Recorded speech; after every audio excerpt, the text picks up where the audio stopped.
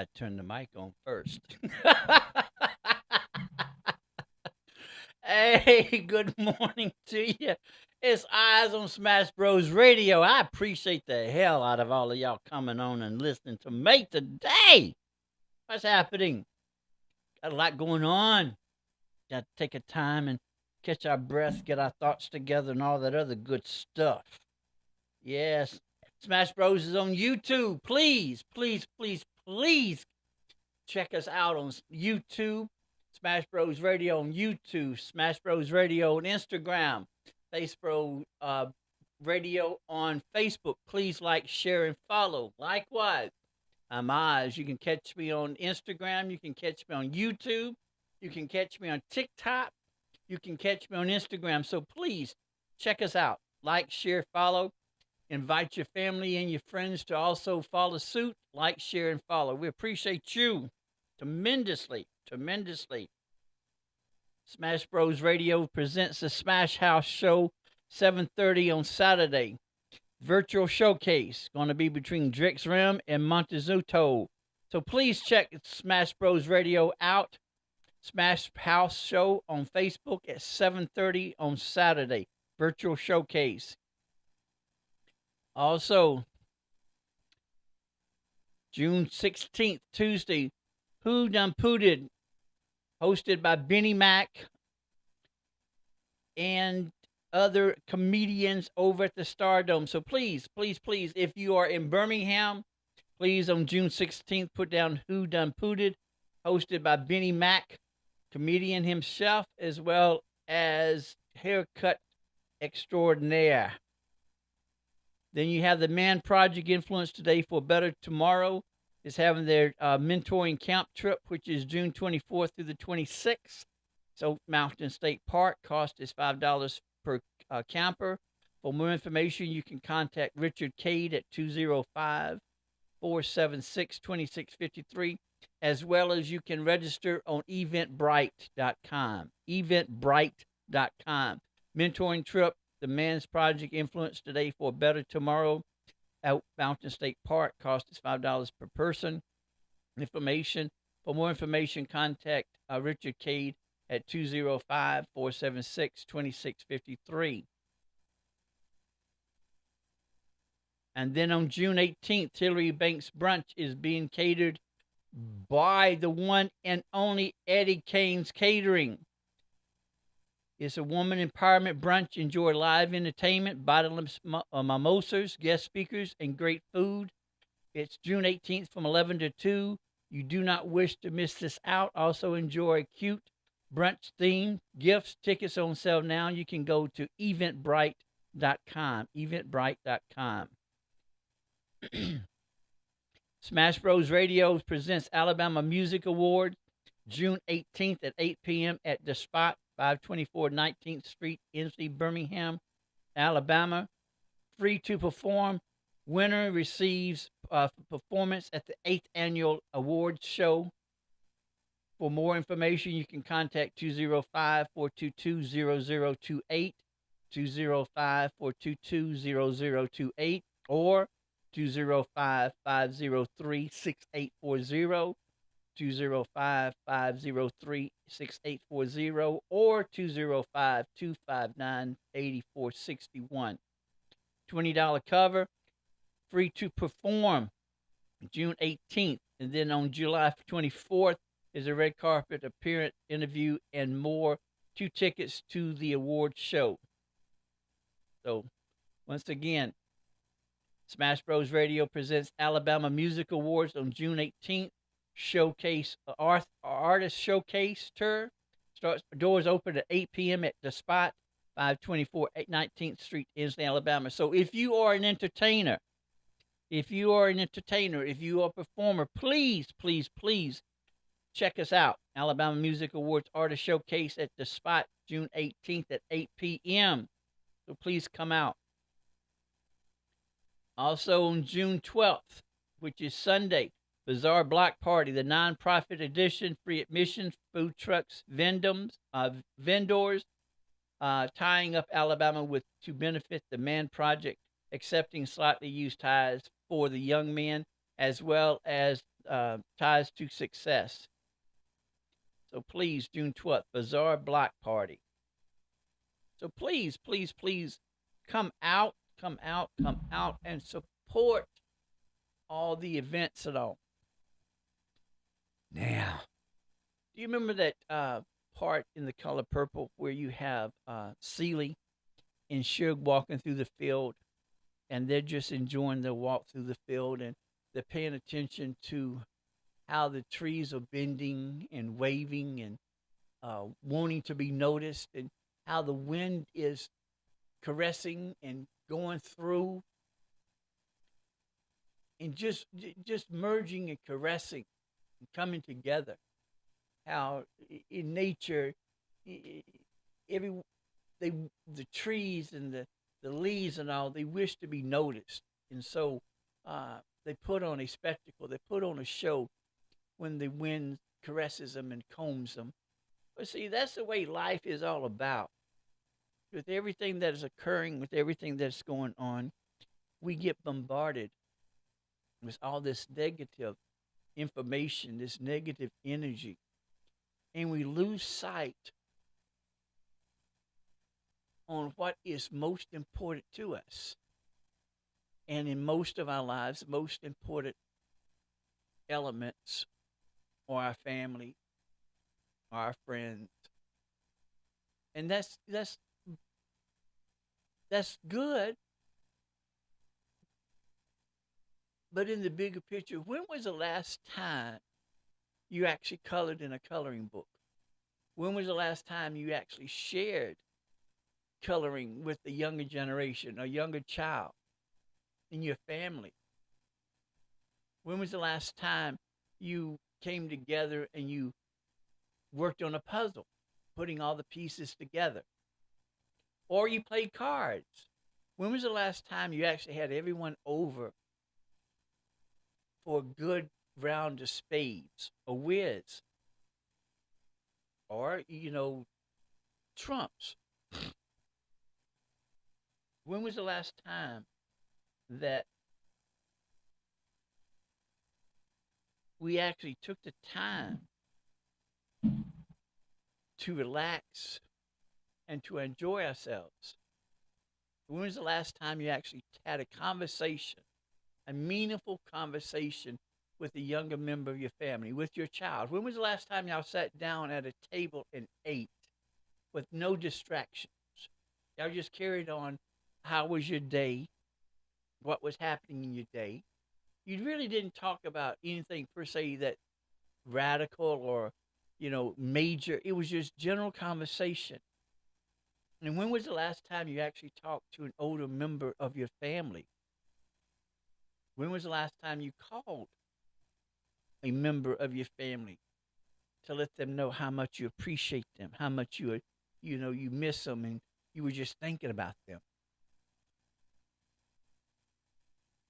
When was the last time you actually bought flowers or some type of goodies or their favorites?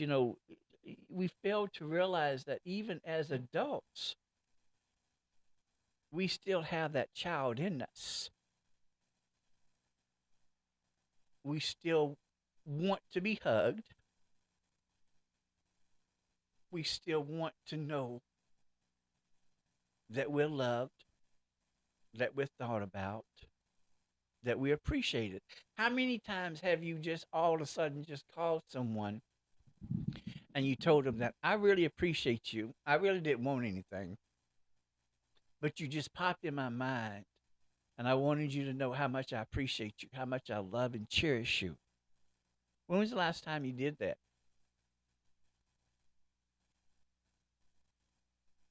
And it is no condemnation, it is no judgment on anybody because we get so wrapped up and so entwined that we forget.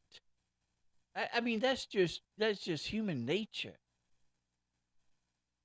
But the times that we are going through now, we have got to be more cautious. We have got to be more focused. We have got to be more observant when it comes to those individuals that are in our circle.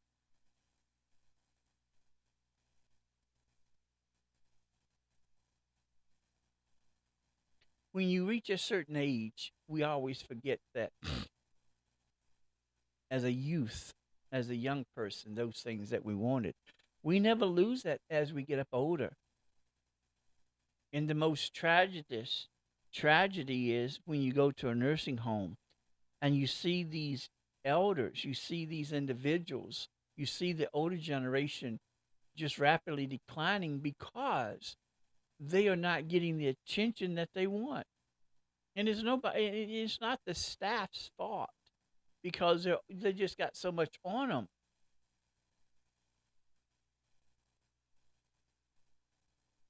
That's why I've made it a habit that when I'm out in the public and I'm with a sales or when I'm with someone at a fast food or with just a public service, I always let the individual know that I appreciate you. Anywhere I go, I always let individuals know that I appreciate you because they don't have to do it. And you'll be surprised that the word appreciation, how much that would benefit and improve someone's thought. They could be having a bad day, and then all of a sudden they come up with an individual. Well, I appreciate you.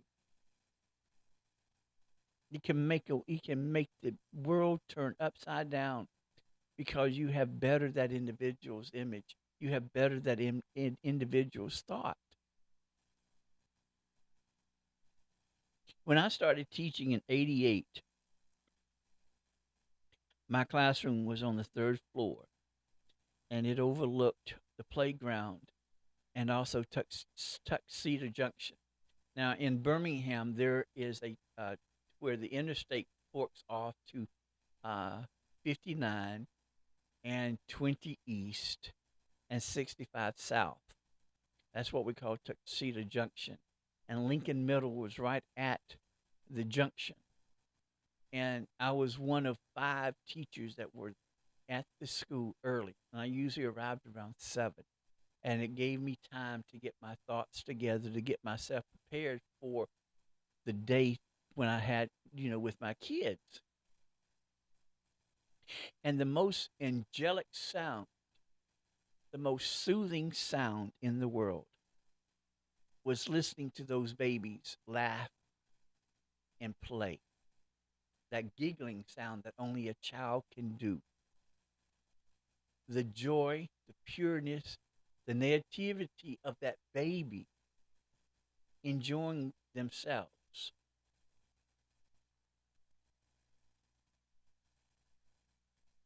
My dean put in my book, my yearbook, I'm an alumni of Alabama State University. Dr. Eunice Moore put in my yearbook, my first yearbook from Alabama State University. It was a quotation by Henry David Thoreau. If a man advances confidently in the direction of his dreams and endeavors to live that life which he has imagined, he would meet success unexpected in some common hour. Now, when Dr. Moore put that in my book, I did not know what in the world she was trying to tell me. Well, I arrived at school as usual, and I was sitting on my desk with my back to the door, and I was watching the cars and the vehicles on the interstate at Tuxedo Junction. And I listened to the babies play, and I listened to the sounds that they produced, they generated. And I felt a calming sensation, and something told me to look, to observe, to see my room, to view my room. And when I turned around, my desk were arranged as I had dreamed, as I had imagined. My desk was in the center of the student's desk, and there were two desks, two students' desks on each side of my desk because I figured that there were always going to be two who were going to need more attention than the others. And then it hit me. It hit me. And that quotation came flooding over me, embracing me, hugging me. If a man advances confidently in the direction of his dreams and endeavors to live that life which he has imagined, he would meet success unexpected in some common hour.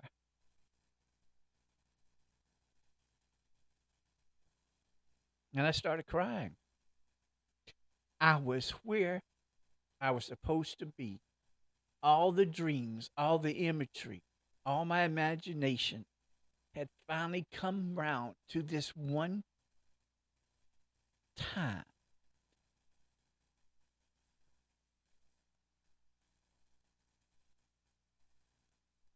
And it was the most amazing feeling in the world that was generated. And the quotation flowed and played throughout my head. If a man advances confidently in the direction of his dreams and endeavors to live that life which he has imagined, he will meet success unexpected in some common hour. See, as adults, we forget that. We forget what we had dreamed, what we had hoped, what we had imagined, because with all the adult stuff that we have to deal with, we forget the little things in life. Now, we are in the habit of having date night, where as husband and wife, we have time for ourselves to have that the rekindling. But when was the last time you did that with your family? You said, well, we do it all the time. But do we actually have that same momentum that we do when we have date night? How many of us have supper together, or have breakfast together, or have at least one meal together? Because if you could think back, that's what families did. Now, when I was raised, we had breakfast and supper. And I get confused with the difference between what is the difference between supper and dinner. But we always had to eat together for breakfast and also for supper/dinner. And we didn't really talk about anything per se that was really important unless it had to do with some type of election or something that was happening. Then the the adults would talk about, and we would listen, because back then we were taught to listen. We were not allowed to participate. We would listen. And that's how we got most of our education. That's what grounded us. That gave us our ideologies.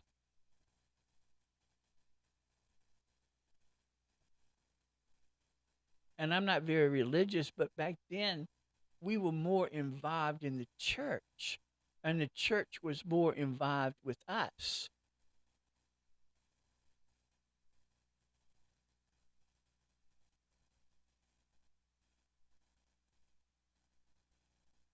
So, I, I, I don't know. I don't know.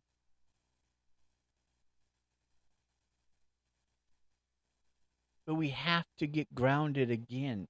We have to become centered so that we are aware of things that are happening around us. Because that's what grounds us. That's what gives us security. That's what gives us the strength, the motivation. And you'll be surprised at what you can learn talking to the younger people. They have a lot to say. And it's to us, to our advantage as adults, that we take the time to let them know that your opinion matters. It has value. that you as an individual has value, that you have worth, that you are appreciated, that you are cherished, that you are loved, and that you have someone that has your back. Excuse me. That we are always here for you. And we take that for granted that it is known. But sometimes we have to let individuals know that we're here for you. I got you. I got you. And things going to be okay because we're going to handle this issue, this concern, these problems together. And we're going to come up with a solution that is going to be beneficial to everyone involved. That is the best feeling in the world. The best feeling in the world. You know, as we have children in elementary school, we try to make it a habit, a point to always go to those events or those programs. We always have to make ourselves notice, and you do not understand the importance of a younger child seeing the individual that they love and cherish the most to be there to support them. And we're there for the younger folks, or we send someone to take the place or to serve as a surrogate. But we have to let that young individual know that I'm here for you, baby. I'm here for you. And then we get to middle school and we're not as active, as involved as we were in elementary. But see, even in middle school, it is most important that the younger generation understands that we got you. I'm here for you.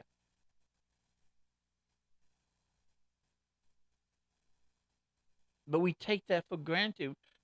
Yes, the kid, we say, well, they're going to understand. Yes, they're going to understand, but yet at the same time, they're going to feel hurt because they want to see an adult that's in their life to be there. So we start in elementary, we're more involved, we're more active. Then we get to middle school and we are still involved and active, but not as much as we were when we were in elementary. And then we get to high school. Well, you grown, you're gonna be all right. But no, no, because they can talk that smack that they want to talk about, but they still want us to be there. They want us to represent. And they say, well, you always embarrass us. That's a teenager. Of course I'm supposed to embarrass you. That's my right. I'm supposed to embarrass you. But I got you. I love you. Get over it. And they may say, I don't need to be hugged. You need to hug them. Even if they struggle, you hug them.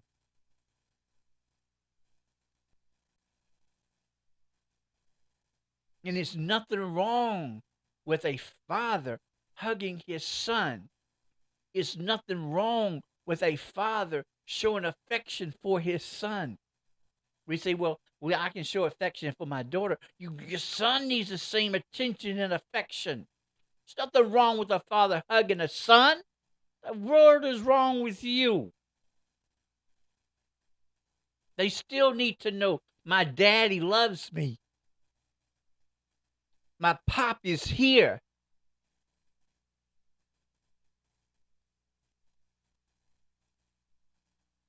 You got to make time. You got to take time to make sure that those little things are magnified. So when they become adults, they have those memories that my dad, my pop, my mom, my aunt, my uncle, my grandmama, they were there.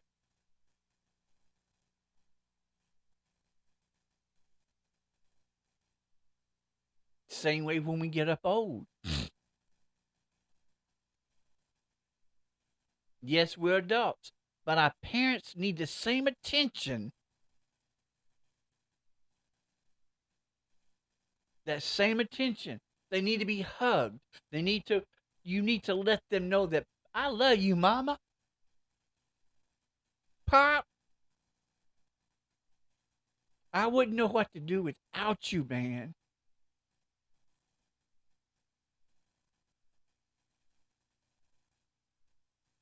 We need to get back in the habit of paying attention to those little things in life.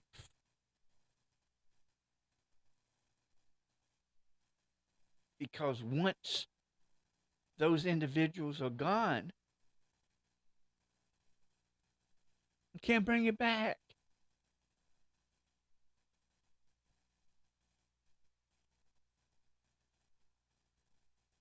When you've lost your pop, when you've lost your mama, when you've lost your grandmama, your Madeira, your Gam, it's the worst feeling in the world. You never get over it. It haunts you, but you learn how to modify. You learn how to deal with it, and it doesn't deal with you. You learn how to put it on the back burner.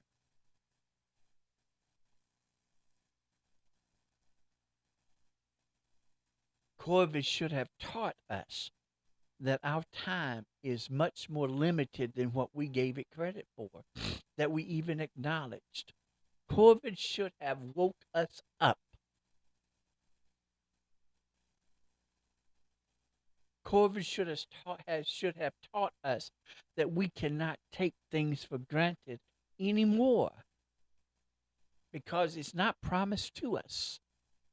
And as easily as it came, it goes much faster, and it goes much easier, and it goes without us even preparing. And understand, we can't prepare no matter what you plan, no matter what you do, no matter how organized you are. You cannot prepare for the final part.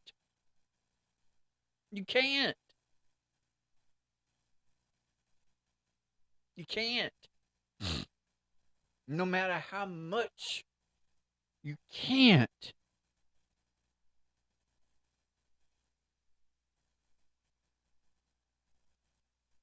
When you least expect it, that's why you should get in the habit of always never allowing that individual to leave without you hugging them, without you telling them, you have a good day, you be safe, you be careful, I love you. I'll see you when you get back. That's why you never go to bed mad. That's why you never leave mad. That's why you have this open communication and you let them know that, listen, I can't deal with this right now, but I do love you. I do love you. But I just, when we get back and I take time and catch my breath, we need to talk. But right now, I need you to know that I love you and I appreciate you. And you hug them. And there ain't nothing like a hug. That is the most energizing, motivational, powerful thing that you could ever do for an individual is to give them a love hug. Love them hard. Big old bear hug. That includes the teenagers. They claim they don't want it. Doesn't matter what you want. You're still young. It's what I want, and I want to hug you. And I'm going to hug you. And you're just going to have to get over it.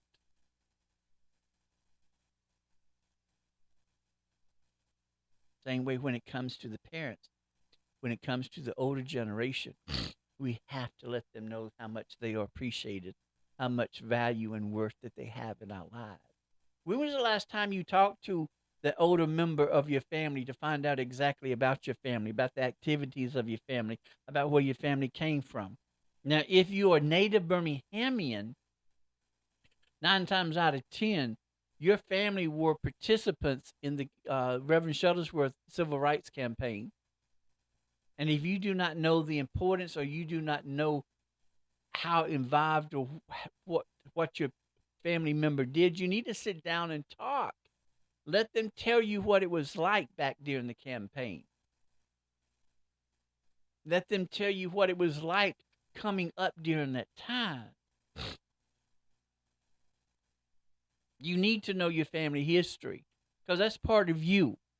Just like you need to know the health uh, history of your family. Is sickle cell in your family, diabetes in your family, hypertension in your family. You need to know that for your history, for your health. And likewise, when it comes to the history of your family, it is most important that you know the history of your family. Where does your family come from? Were they born in Birmingham? Where did they come before Birmingham? Were they always in Birmingham? What did they do in Birmingham? The smaller things. The smaller things.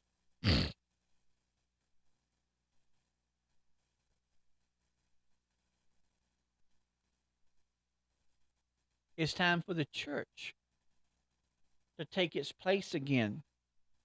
It's time for the church to show the community how much value the community has to the life of that church. Elders need to get out more. Pastors, preachers, bishops need to come out more. When was the last time the church had a picnic? We used to have picnics. Good Street Baptist Church in Montgomery. We used to have picnics. Family church used to have picnics. We used to have covered dish. Back then, back then people knew how to cook, so you never question, well, who cooked this? Oh, sister, no, I ain't gonna be able to eat that. Sister so and so, can't eat that. But back then, you could eat sister so and so, because every sister, every deaconess, every family knew how to cook, because everybody knew everybody in that family. And most of the time, most of the families were joined together because of marriage, because of friendship. The kids grew up from the nursery all the way up through Sunday school. So when was the last time the church had a picnic? When was the last time the choirs visited other churches, or the choirs came together as one mass choir?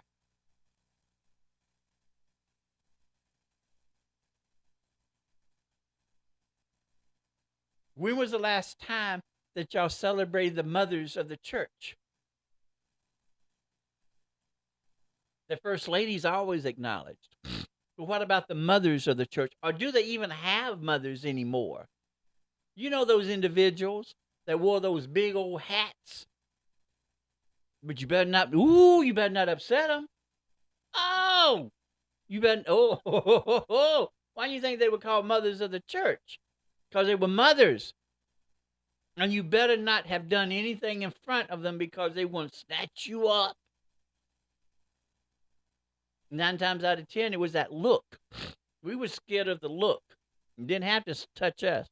All they had to do was just give us that look. And the looked so angelic, but then when they gave, that angel, them eyes were devils, were demons. The body was an angel, but the eyes were the demons. Or there was a certain gesture, a certain tap on the pew. You know what I'm talking about? Them mothers of the churches would know. Shoot, Satan himself would mess with the mother of the church and get the hell beat out of them. Do we even do that anymore? I remember that when you were in church, any adult had the right, had the obligation to chastise me. And once I was chastised, you best believe I was going to get chastised again once I got home. And I would pray that nobody was in the house. Because, see, when I got in trouble, whoever was in the house, that's how many whippings you got. Because, see, in my family, everybody lived in proximity to each other. In my community, Capitol Heights and Montgomery and Old Cloverdale, everybody knew who I was. Everyone knew who my family was. Everyone knew that I was the great grandson of Annie B. and Sid Carter. Everyone knew that I was a grandson of Evelyn and Roy Carter. Everyone knew that I was a nephew, great nephew of Barney and Eunice Kelly. Everybody knew me. I couldn't do anything in the community because the community was actively involved in my life. Even the neighbors knew me.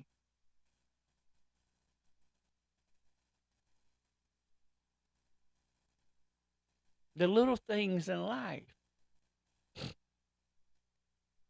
I don't take for granted. I had to be in. Let me remember this. I had to be in early when before the sun hit the horizon.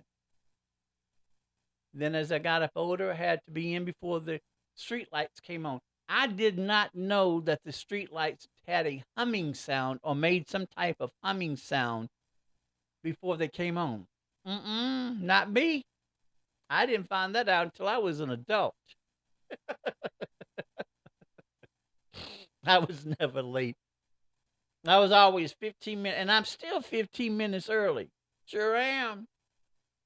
Sure, I'm 15 minutes, always 15 minutes early for any function, event, or anything.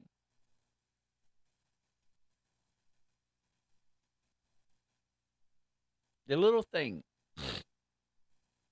The little things. So just think back. Think back. Sometimes you have to just take a deep breath. When I get to the point to where I feel that I don't wish to handle anything anymore, there's a place that's on the south side off of Montezuma. And these nice houses. I mean, very, very nice houses up on the mountain. And so it overlooks Birmingham, and that was my space. But see, back then I didn't understand. I didn't understand the concept. Fool, you're sitting in somebody's lawn. I didn't think about it. I was so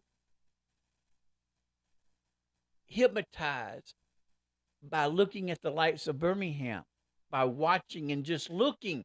I would lose myself, and I would go up there and I would scream. And then it never hit me that, fool, you do not understand you have these houses around you, but nobody ever came out.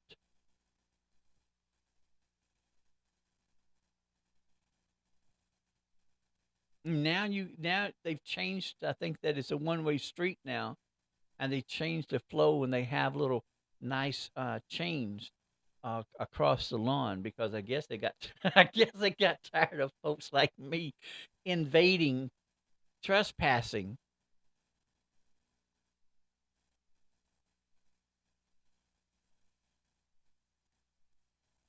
But that's what I do when it gets to the point that I don't want to deal no more.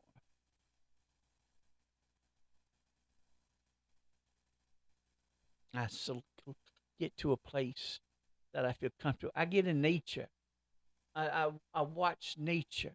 I watch how the wind, the breeze, how they interact with the leaves and the trees and the the bushes and the flowers, how smooth the transition of going through each one, and how the leaves and the trees and the plants and the bushes intercept or accept the breeze, and how they interact together. And they let me know that we're cool, we're good. How are you? Just like with color purple. Because it's human beings and we have to get in our heads, as I have told many times, there's only one race, and that's the human race. And under this big umbrella of the human race, we have different groups that comprise of the human race, that make up the human race, just like in a family.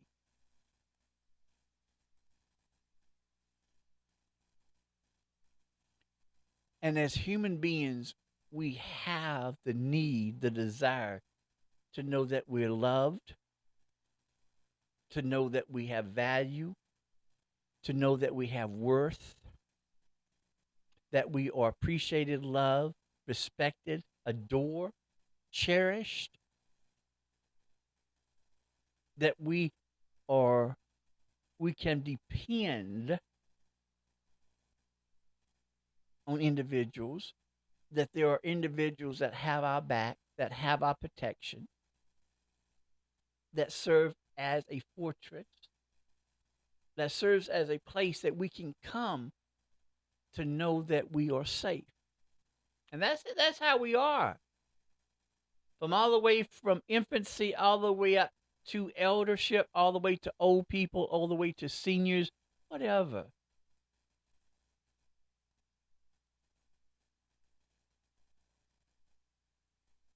That's why it takes a village.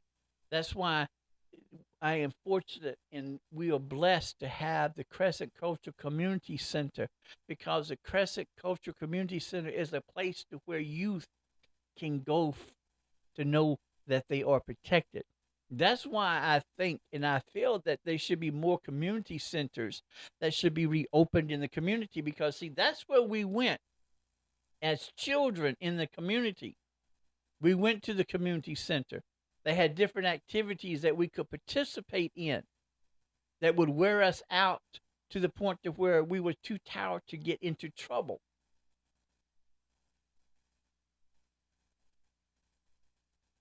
That's why I am always pro Birmingham. If it's for the benefit for Birmingham, I'm for it.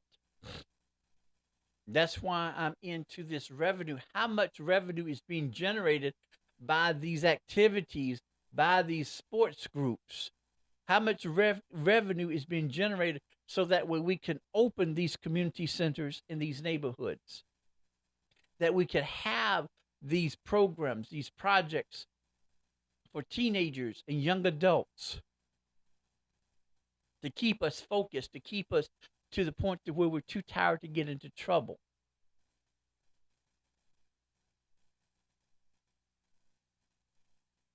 Because that's what we need now. We need to have programs. We need to have social programs that will educate the younger generation, that will educate the younger generation to be productive adults.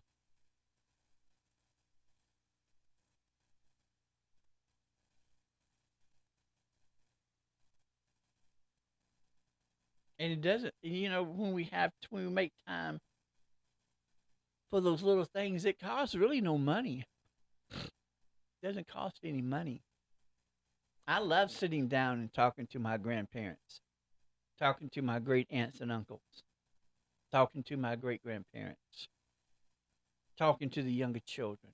I enjoyed that. And I miss that out of the classroom. I do not miss the politics that go along with education. I miss being able to socialize and converse with my students. See, I was taught by my mentor teacher, Nettie Matthews, that my contract says that you are to teach, not to socialize. That I have four walls that I'm to remain in. And if by chance I make friends, cool. But my first obligation is to educate my students. And that's what I did. I didn't go to the teacher's lounge. I didn't eat at the teacher's table. And when I did have a lunch period, I made sure that my students ate at my table. Now, initially, the first 2 months, weren't happy. But after going into that second month, they understood the importance of them eating together. And we cleaned up the table. My tables were always clean. My students always knew to take their trays up and empty them. My tables were never, never unkept.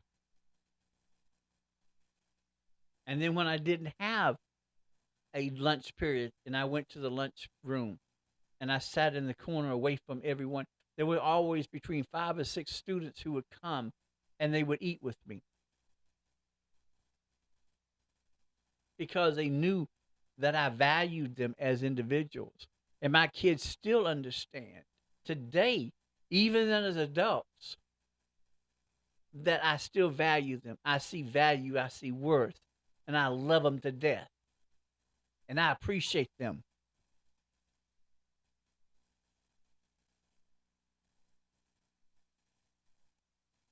The little things, the little things. So it all comes down to this.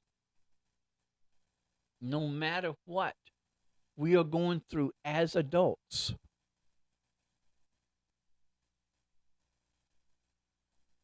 we have got to take time and you make time, and you can make time to color, to get a coloring book, color.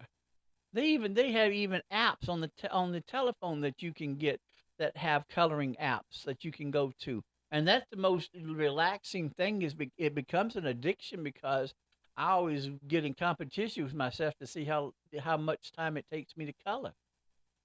But imagine being able to lay down on the floor and color with your young person or even with an older adult.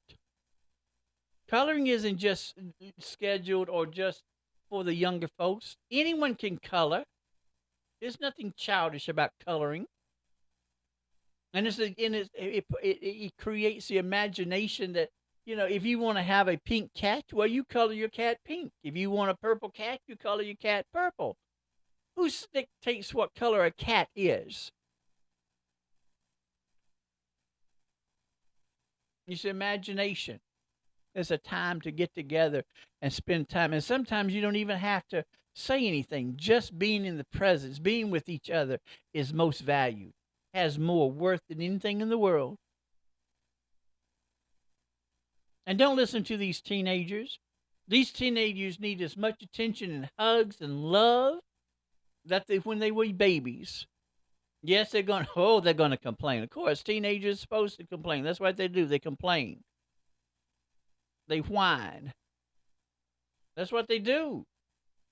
It is what it is. But get some colors. Oh, even colored pencils. You don't even have to use colored pencils or colored markers. You don't even have to use Crayola crayons anymore. But get your coloring book. Color with the younger people in your family. Color with the older members of your family. Get together for card games.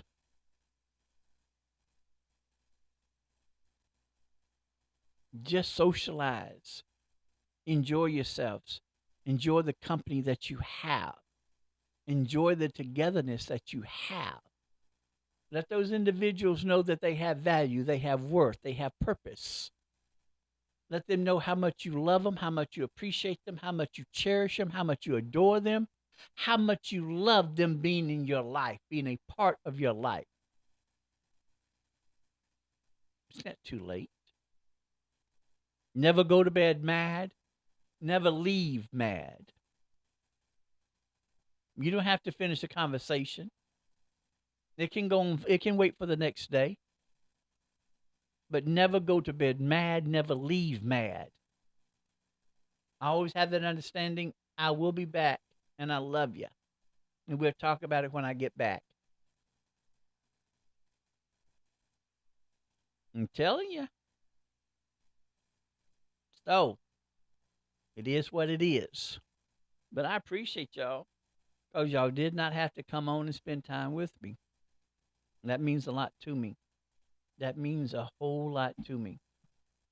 So, I hope that I have given you something to think about. I hope that you will start understanding and listening. But know that you have value. Know that you have worth. Know that you are important in your family's life. Know that you are the one that controls anything and everything about you.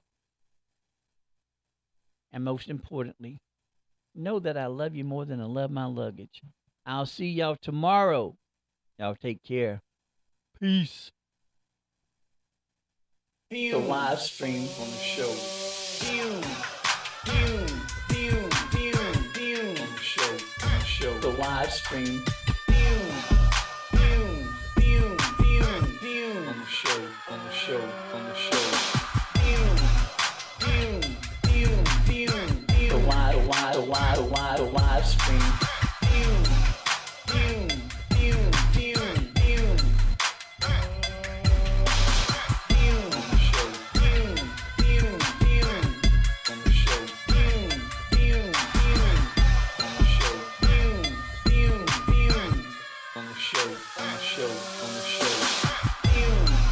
fume, fume. The live stream on the show, on the show.